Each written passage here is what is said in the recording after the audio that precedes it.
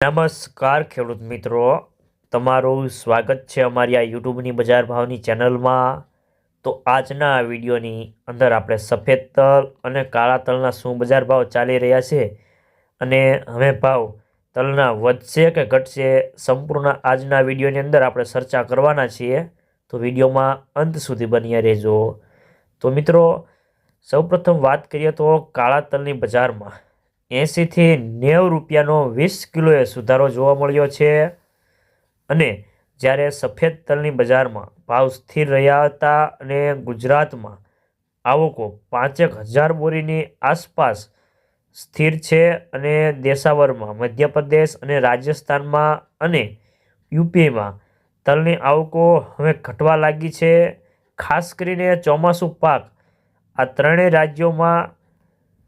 રાજ્યોમાં મળીને 80,000 ટનની આસપાસ માંડ આવશે અને તેમાં પણ 70થી 80% ક્વોલિટી નબળી હોવાથી વેપારીઓ કહે છે કે આવકો ઓછી થવા લાગી છે અને સામે ડિમાન્ડ મર્યાદિત છે અને સફેદ તલમાં જ્યારે ઘરાકી આવશે ત્યારે બજારો ફરીને વધે તેવી ધારણા છે। તો મિત્રો, આ વર્ષે તલના ભાવ રહે તેવી ધારણા છે। તો મિત્રો, ચાલો જાણી લઈએ કે ગુજરાતના તમામ માર્કેટની અંદર અત્યારે સફેદ તલ અને કાળા તલના શું બજાર ભાવ ચાલી રહ્યા છે તે જે 20 કિલોગ્રામ દીઠ આપેલ છે।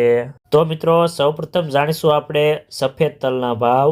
રાજકોટ 2100 થી 2720 રૂપિયા, ગોંડલ 1801 થી 2711 રૂપિયા, અમરેલી 1700 થી 2875 રૂપિયા, બોટાદ 1800 થી 2900 રૂપિયા, સાવરકુંડલા 2345 થી 2602 રૂપિયા, ભાવનગર 2200 થી 2875 રૂપિયા, જામજોધપુર 2000 થી 2381 રૂપિયા, વાંકાનેર 1800 થી 2040 રૂપિયા, જેતપુર 1557 થી 2701 રૂપિયો, જસદણ 1600 થી 2400 રૂપિયા।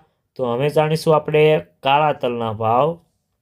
અમરેલી 2700 થી 4200 રૂપિયા, બોટાદ 3270 થી 4249 રૂપિયા, રાજુલા 3650 થી 3651 રૂપિયા, જુનાગઢ 3500 થી 3750 રૂપિયા, જામજોધપુર 2800 થી 3900 રૂપિયા, તળાજા 3600 થી 3601 રૂપિયો, જસદણ 2300 થી 2500 રૂપિયા, ભાવનગર 3505 થી 3506 રૂપિયા, બાબરા 3030 થી 4000 રૂપિયા, મોરબી 3500 થી 3882 રૂપિયા,